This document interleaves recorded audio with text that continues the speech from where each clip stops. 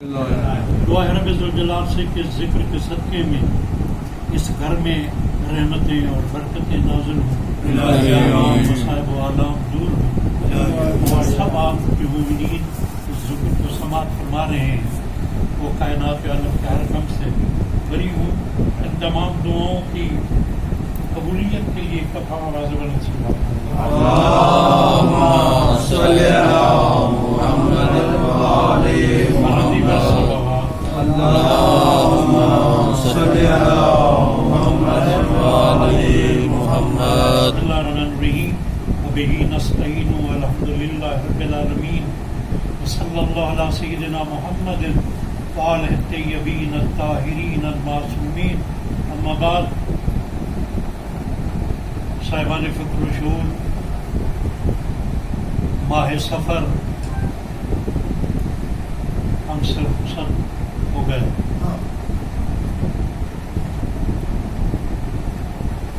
میں کلمات پڑھ رہا تھا آغا حسین انصاریان کا، بڑا خوبصورت جملہ کہ ماہ سفر جہاں زینب و سجاد کی کوفہ و شام کو فتح کرنے کی یاد ہمیں دلاتا ہے،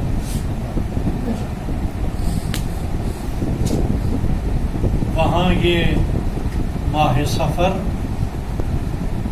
مخدرات عصمت بیویوں کی بے پردگی پہ سید سجاد کو سر چکائے ہوئے بھی دکھاتا ہے،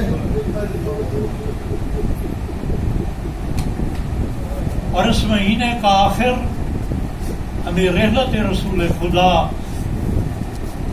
اور شہادت فرزند مصطفیٰ امام حسن مجتبیٰ علیہ السلام کا غم بھی نصیب کرتا ہے۔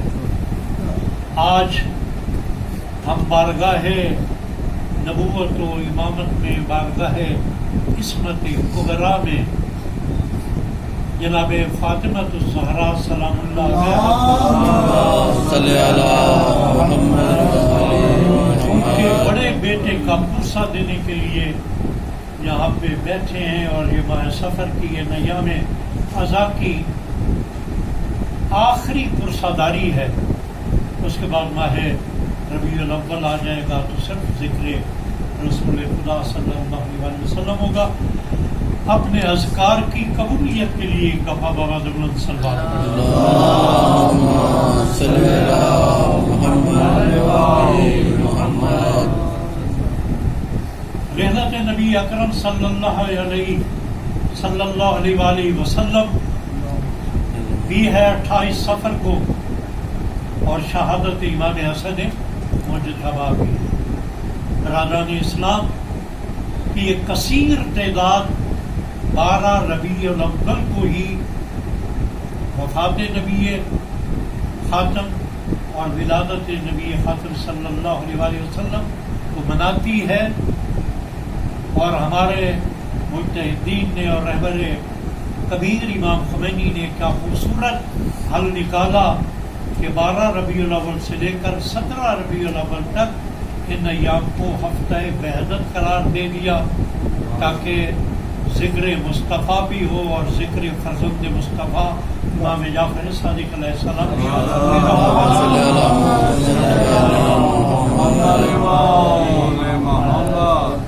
عالمین کے رسول کا ذکر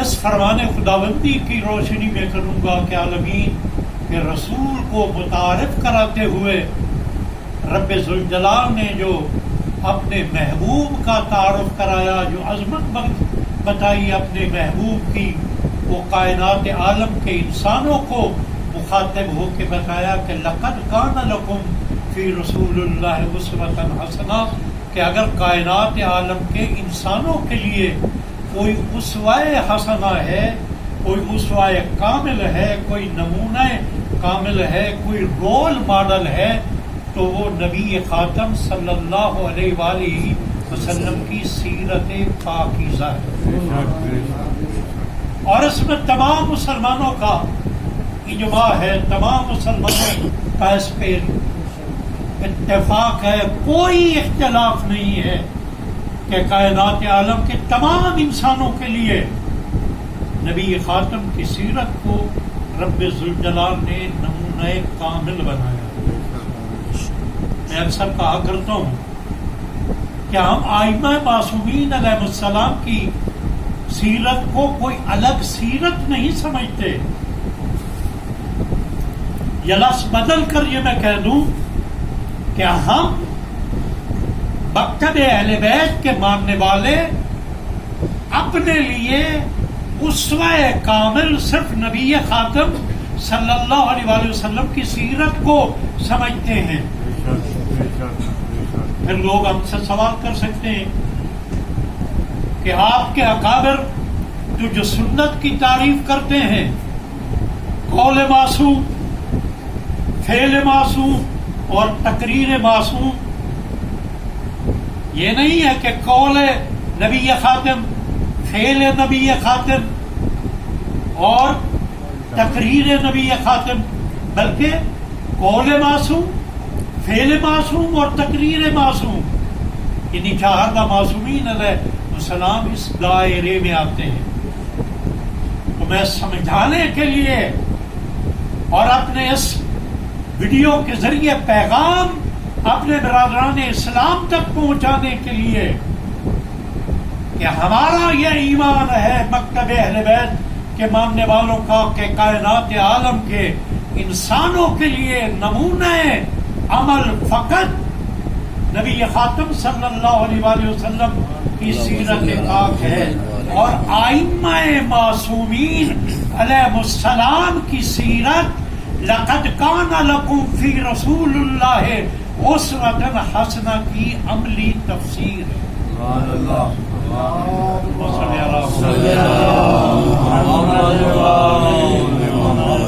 گویا دوسرے لفظوں میں کائنات عالم میں صرف ازواج مقدسہ یہ چہاردہ معصومین علیہ السلام، یہ آئمہ معصومین علیہ السلام، یہ آئمہ اطہار علیہ السلام ہیں کہ جو اسوہ کامل پہ 100% کاربند ہیں، اور ان کا عملی مظاہرہ ان کی سیرت اقدس سے ملتا ہے۔ اور آج جس ہستی کا میں ذکر کرنے لگا ہوں وہ تو عکس سیرت مصطفیٰ۔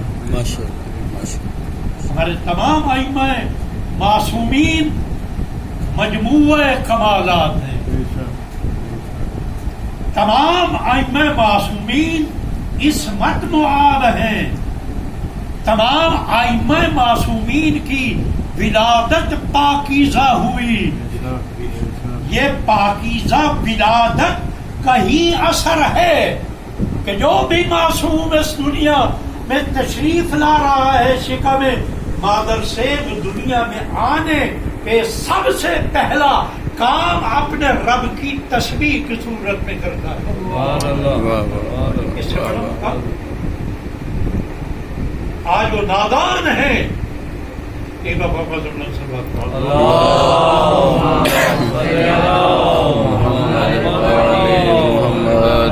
اس پہ پڑھتے ہیں کہ ان کی ولادت نہیں ہوتی، یہ تو نزول کرتے ہیں، یہ تو نازل ہوتے ہیں، ان کا ظہور ہوتا ہے۔ ارے نادان، یہ ذہن میں رکھ لو کہ لفظ ولادت سے کیوں گھبراتے ہو؟ ہماری اور تمہاری ولادت نجس ولادت ہے، ائمہ معصومین علیہ السلام کی ولادت پاکیزہ ولادت ہے۔ یہ فرق ہے۔ تو آج میں اس ہستی کا ذکر کرنے لگا ہوں۔ تمام ائمہ معصومین صاحبان کمال ہیں، لیکن جو کمالات امام حسن مجتبی کو کچھ ایسے کمالات ملے ہیں کہ جس میں کوئی اور معصوم بھی شریک ہے، اس نقطہ عروج پہ ہیں۔ علماء کے کلام سے جو میں نے اخذ کیا 5 ایسے نکات ہیں جن میں امام حسن مجتبی اعلیٰ ترین مقام کے نظر ہے. وہ ہے کہ امام حسن مجتبی اعلیٰ ترین مقام پہ ہیں، نمونہ تواضع و انکساری ہونے کا. آپ کی ذات اقدس نمونہ تواضع و انکساری ہے. اور دوسرا کمال جو امام حسن مجتبی علیہ السلام کو میسر ہے کہ آپ طے کرے علم و بردباری. تمام ائمہ معصومین علیہم السلام حلیم و بردبار ہیں، لیکن امام حسن مجتبی اور یہ کمال. تیسرا بڑا مقام، یہ بڑا نازک مرحلہ ہے ائمہ معصومین کے ان تخصصات کو سمجھنا. اگر یہ میں آپ سے سوال کروں کہ کائنات عالم میں علی ابن ابی طالب سے بڑا عبادت گزار اس آسمان نے کوئی دیکھا ہے؟ کہ جب علی ابن ابی طالب خود پکار کے کہہ رہے ہیں سپیدہ سحر کو کہ اے سپیدہ سحر نمودار ہونے والی ہے ڈوبنے والے ستاروں، گوارے نا آج تک علی نے تمہیں ڈوبتے ہوئے دیکھا ہے، لیکن تم لوگوں نے اے ستاروں تم نے کبھی علی کو سوتے ہوئے نہیں دیکھا. واہ واہ واہ واہ، نعرہ حیدری، ماشاء اللہ جی ماشاء اللہ. لیکن زین العابدین لقب کس کا ہے؟ امام سید سجاد کا. علی جیسا سجدہ گزار، لیکن لقب سید الساجدین امام علی زین العابدین کا ہے. یہ نکات سمجھنے کے ہیں. اسی طرح بردباری تمام ائمہ معصومین میں ہے، لیکن جس اور بھی امام حسن مجتبی میں عبادت گزار سب ہیں، لیکن امام حسن مجتبی بڑا خوبصورت لفظ کسی عالم دین نے استعمال کیا اور میں بھی کر رہا ہوں. امام حسن مجتبی عبادت گزاروں کے پرچم دار، پرچم بردار عبادت گزاران ہیں امام حسن مجتبی علیہ السلام. ایک لوگ اور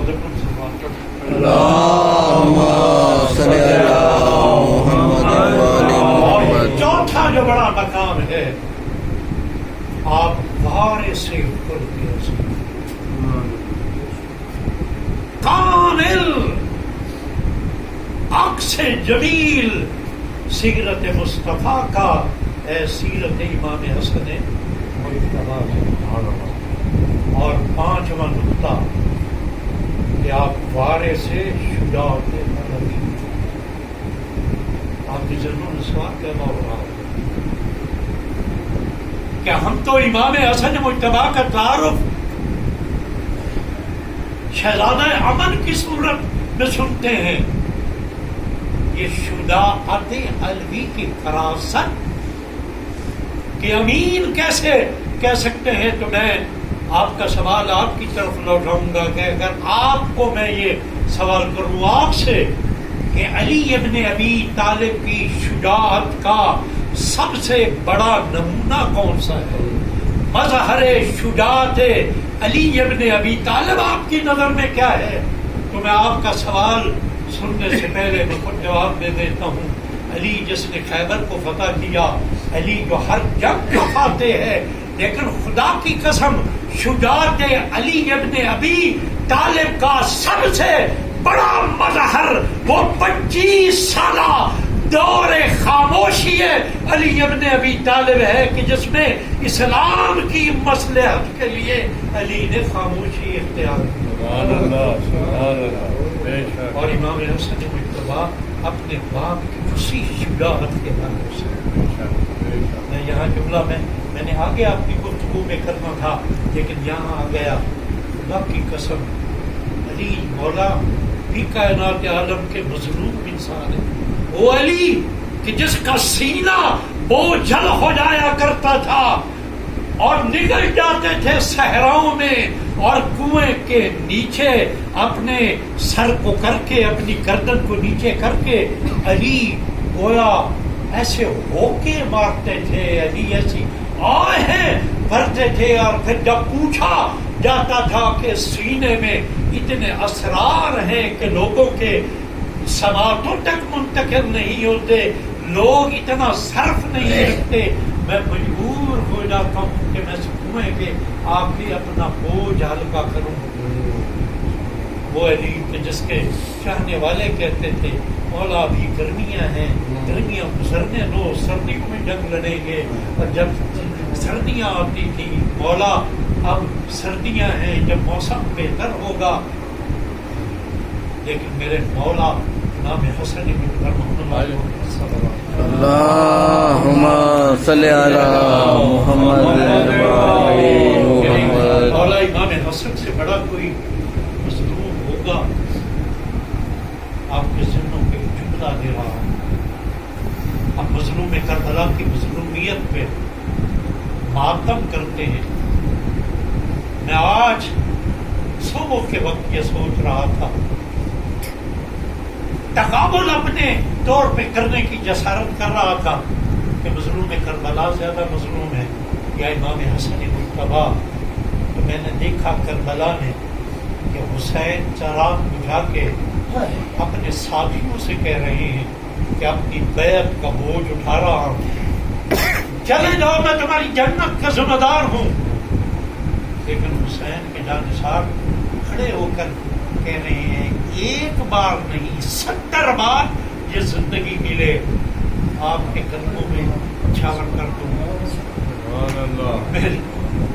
میری کروڑوں جانیں قربان ہوں امام حسن مجتبیٰ کی مظلومیت پہ، جس کو سلمان بن سرد خزائی جیسا مولا کا وفادار بھی یہ کہہ رہا ہے کہ کاش صلح سے پہلے آپ بن گئے ہوتے، اے مومنوں کو ذلیل کرتے ہو، لیکن یہ صبر امام حسن مجتبیٰ ہے۔ امام سمجھتے تھے کہ ان پہ قیامت میرے چاہنے والوں پہ وہ ٹوٹ رہی، یہ ان کی پریشانی وہ ہے، لیکن ازاداران مظلوم کربلا صبر کا مقام، حلم کا امتحان ہے امام حسن مجتبیٰ کا۔ جناب سلمان بن سرد خزائی کوئی معمولی عالم دین تشریف فرمائے، عظیم صحابی ہے مولا کا، لیکن مسائل دنیا سے امیر شام کی طرف سے جو مصیبتیں مومنین پہ آ رہی تھی، ان مصیبتوں نے مجبور کر دیا کہ اس انداز میں امام حسن مجتبیٰ سے شکوہ کر رہے ہیں۔ یہ پہلے بھی میں کئی دفعہ امام حسن مجتبیٰ کی سیرت کی سیر میں ذکر کر چکا ہوں۔ ایک طالب علم کی حیثیت سے میری یہ کوشش ہوتی ہے کہ پیغام دوں، بڑے بڑے خطبہ ہیں، مجالس سنانے والے، لیکن ہم طالب علموں کا آج ہم غیبت کبریٰ کے دور میں زندگی گزار رہے ہیں۔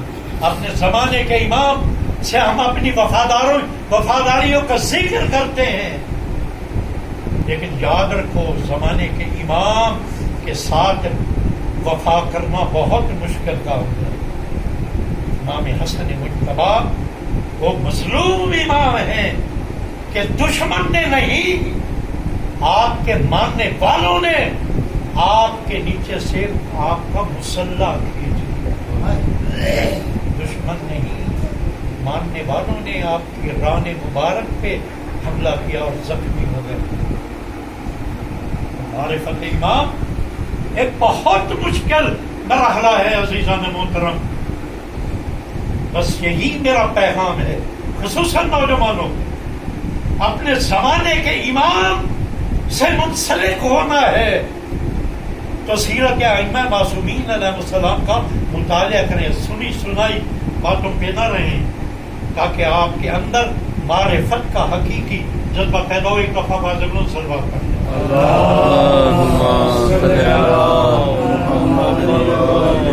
سیرت امام حسن مجتبی نہر سخا ہے. بس چند لمحے مزید میں آپ کو زحمت سما دوں گا. ایک دفعہ وزن سلوات کرتا ہوں. میں نے یہ 5 نکات جو آپ کی سیرت کے حوالے سے تخصص کے ساتھ جو آپ کے گنائے اسی میں دیکھیے. تواضع آپ میں کتنا ہے کہ سارے راہ گزر رہے ہیں. دیکھا کچھ فقیروں کو کہ جو ایک درخت کے سائے میں روٹی کے سوکھے ہوئے ٹکڑے لے کے کھا رہے ہیں. انہوں نے امام کو دعوت دی. امام جا کے بیٹھ کے تناول فرمایا اور اس کے بعد ان کو دعوت دی اپنے دسترخوان کیا. یہ تواضع کا درس ہے امام حسن مجتبی کا. اور صبر اور حلم و بردباری آپ کئی دفعہ یہ تو فتوا سے بھی سن چکے ہیں کہ امیر شام کا ایک چاہنے والا مولا کائنات کا دشمن ہے اور ہرزہ سرائی کر رہا ہے. امام خاموشی سے سنتے ہیں. پھر اسے کہتے ہیں کہ اگر تجھے سواری کی طلب ہے تو حسن دینے کے لیے, اگر بھوکے ہو تجھے کھانا دینے کے لیے تیار ہے. یہ سب سبق دے رہے ہیں امام حسن مجتبی اپنے ماننے والوں کو. تو سب محبت کا دعویٰ کافی. ایک قول امام حسن مجتبی علیہ السلام کا میرے سامنے آ گیا. صلی اللہ محمد والی محمد. دیگر صلوات.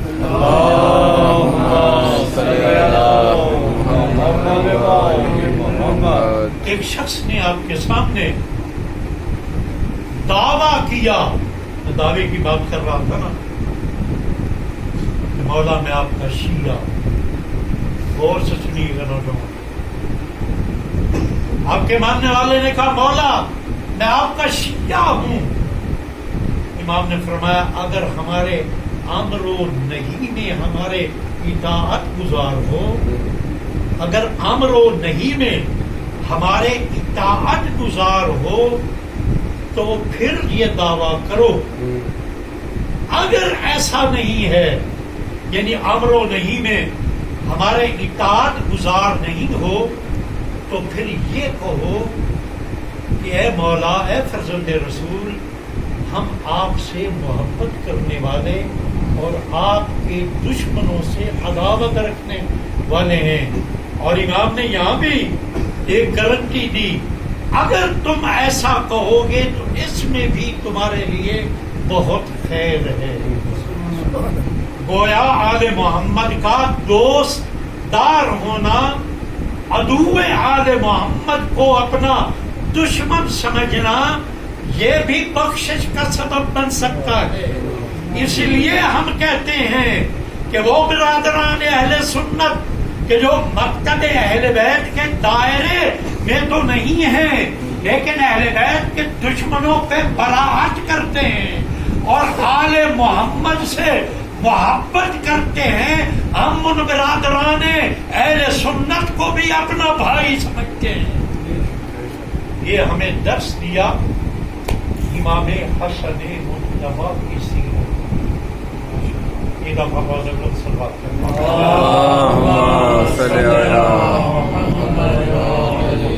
ایک اور بڑا آج کے اس دور میں یہ ایک نازک ترین مسئلہ ہے. امام کو قول جب میں نے یہ پڑھا پہلی دفعہ میں بھی درس کے رہ گیا. امام نے سوال کیا آپ ایک اپنے چاہنے والے سے کیا تم نے ایسا کوئی مظلوم کبھی دیکھا ہے, کیا تم نے ایسا کوئی ظالم کبھی دیکھا ہے کہ جو مظلوم سے مشابہ ہو. آپ کے لیے بھی یہ سوال ہے.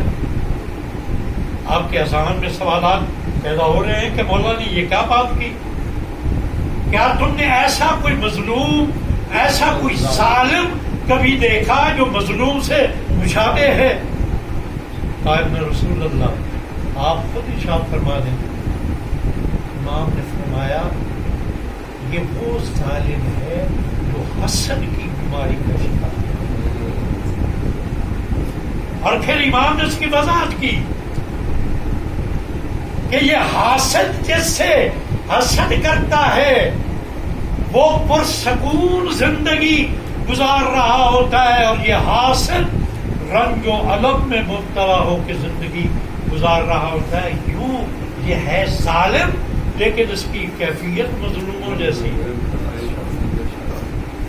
تو کیا ہمیں حسد سے بچنا ہے کہ نہیں؟ سیرت امام حسن مجتبی ہمیں حسد سے بچنے کی تلقین کر رہی ہے. ایک اور قول امام حسن مجتبی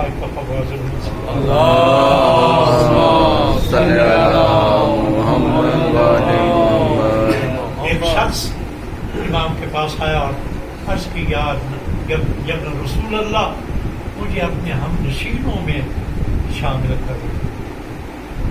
امام نے 3 شرطیں رکھی. بظاہر بڑی سادہ سی شرطیں ہیں. امام نے فرمایا پہلی یہ شرط ہے کہ ہر وقت میری مدح سرائی نہ کرتے رہیں.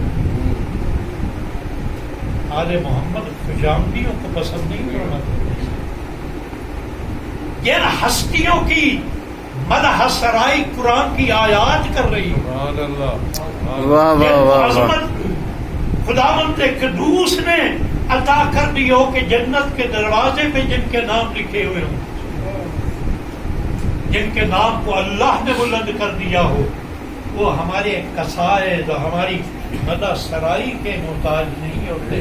یہ دنیا کے تاجور ہوتے ہیں کہ جو مدح سرائی کے محتاج ہوتے ہیں. آل محمد اس چیز کے محتاج نہیں ہوتے. پہلی شرط یہ ہے کہ ہماری بیجا مدح سرائی نہ کرنا.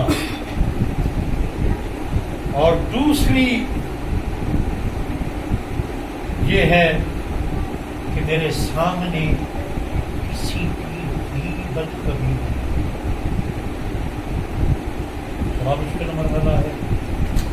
میں نے کیونکہ پہلے ہی بات کر دی، میں تو نوجوانوں کے اذہان تک معصوم کی سیرت کا پیغام پہنچانے کی کوشش کرتا ہوں اپنی گفتگو میں. آج اگر امام حسن مجتبی کی یاد کے لیے یہاں پہ بیٹھے ہیں تو اپنی سیرت و کردار کو سنوارنے کا سامان.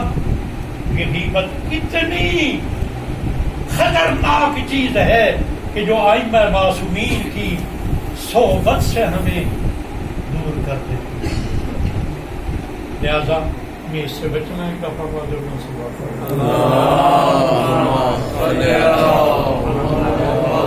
اور تیسری بات امام نے فرمایا کہ کبھی بھی میری بات کو مت جھٹلانا، کیونکہ جس شخص کو جھٹلا دیا جائے اس کی رائے کی کوئی وقت نہیں ہوتی. یہ کیا ہمارا وتیرہ نہیں ہے کہ ہم ہر مومن کو جھٹلانے کے چکر میں رہتے ہیں؟ جتنا بھی کوئی دیندار شخص ہے ہم کوشش کریں گے کہ اس کے عیب کہیں کہ بڑا خدمت گزار بنا پھرتا ہے، بڑا ممبر حسینی پہ بیٹھ کے تبلیغ کرنے والا ہے. یعنی یہ نقص اس میں دیکھیں، ان نقائص کو سامنے رکھ کے اس کی پرہیزگاری کو جھٹلائے گا. یہ مومن کا قول معصوم ہمیں اسی جانب متوجہ کر رہا ہے. ہم میں سے ہر شخص